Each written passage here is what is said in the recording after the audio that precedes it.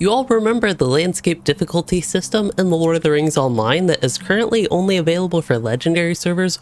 Well, after a long wait, we finally have news that it's going to be coming to the live regular servers in the game with Update 36, which is currently in beta. On top of that, there's a little bit of a rework of the system that we will check out. So Update 36 in LOTRO is going to bring King's Gondor, a new level 140 zone with a lot of Lansdacpe content, and really it extends what we have in After Battle Gondor. But today's focus is going to be on the Lansdacpe difficulty system. So this was introduced with Treebeard and Shadowfax legendary servers a couple years ago, and at the time Standing Stone Games said that they did have intentions to eventually bring it to the other servers in the game, but after a long lull they did seem to be less sure that it actually would make it to the live servers. But to my surprise, we suddenly got the long-awaited news that they are actually working to bring it to the live servers.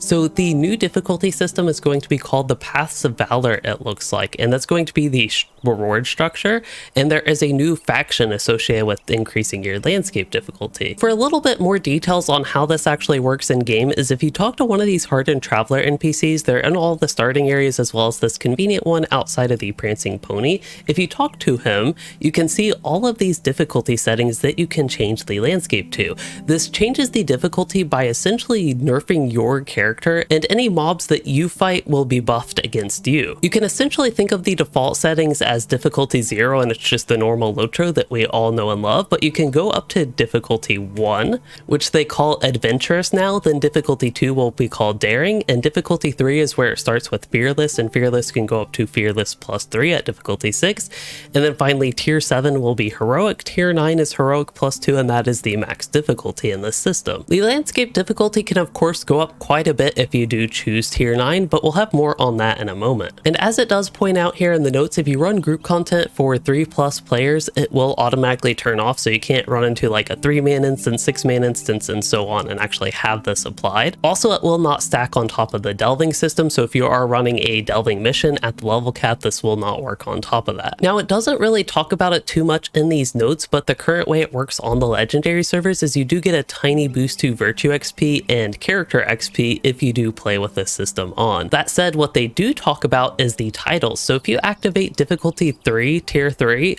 or higher and keep it there from level 10, you have to have this started at level 10 or earlier.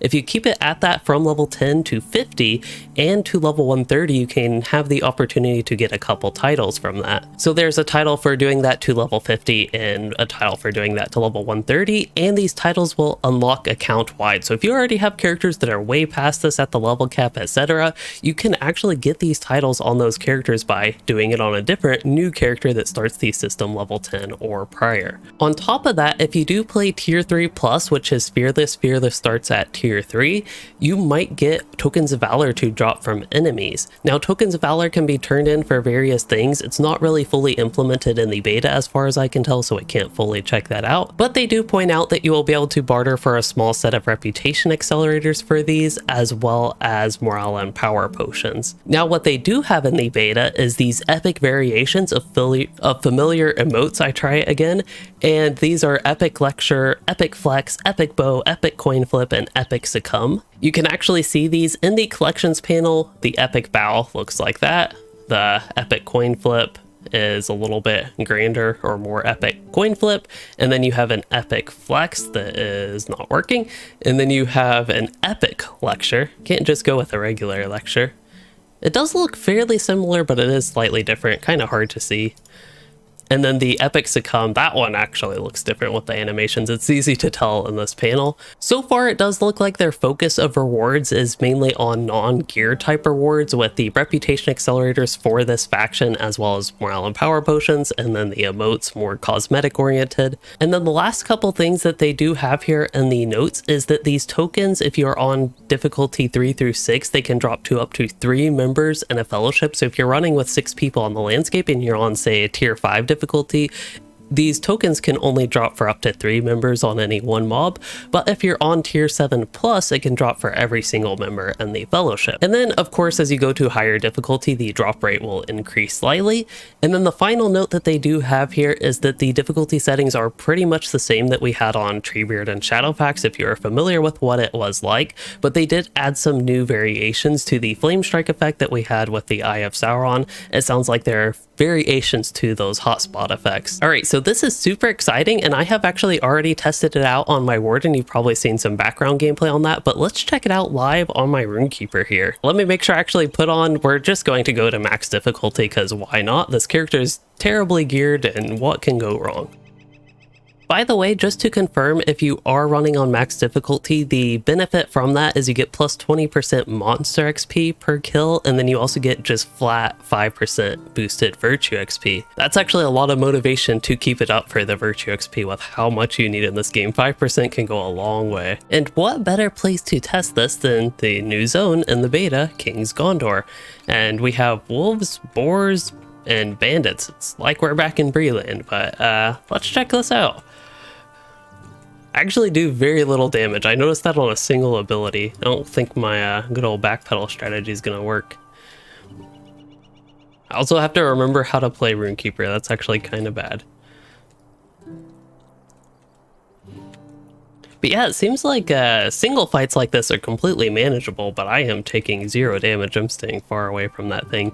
But maybe with this bandit, I'll let him hit me a time or two and see. Yeah, I take a lot of damage. This would be tough to... Oh, this is actually terrible to stand here and tank as a Runekeeper. Oh, and it looks like his corruption's causing bad stuff. And now we have a ground circle. Okay, this actually gets dangerous pretty fast. It seemed pretty calm on the board, but when he got the Eye of Sauron, or the corruption at least, I don't know exactly what it's called, that caused some issues clearly. And because I'm curious, I'm actually going to test fire. I believe that is this build. Here we go. And I have to remember how to play Fire Runekeeper, who has no crowd control. That's one reason to play Lightning, is all the great crowd control you get. Okay, it looks like he put his corruption up, but technically, because I'm high level, I actually do have some crowd control, so let's use that, and now we got this done, and I think with one combustion there, he should be dealt with.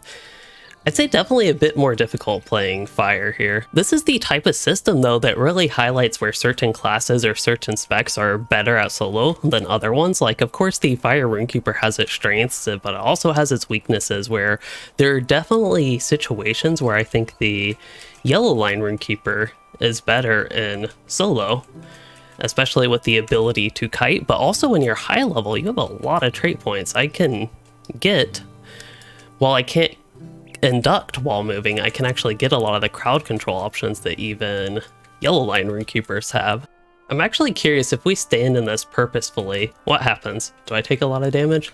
I don't really see any effect happen, to be honest. Let's get a couple more attunement, and then I will do hopefully an epic conclusion. Yep, that actually was perfect. It's hard for me to compete with that epic conclusion, but all I really have to say is that I'm just super excited for this to come to the live servers, and I hope once it does that I actually find it enjoyable and maybe refreshing for landscape difficulty and Lotro, especially as we do have new level 140 landscape content and actually trying this system at the level cap. Prior to this update, and of course this beta, the highest level that I've actually played with any of the difficulty system is, well, the highest level character I have is like 30 or 35 or something on Treebeard, so it's going to be very exciting for me. Let me know what you all think, and I hope you enjoyed this and learned something useful, and if you did, don't forget to like and subscribe, and thanks for watching everyone.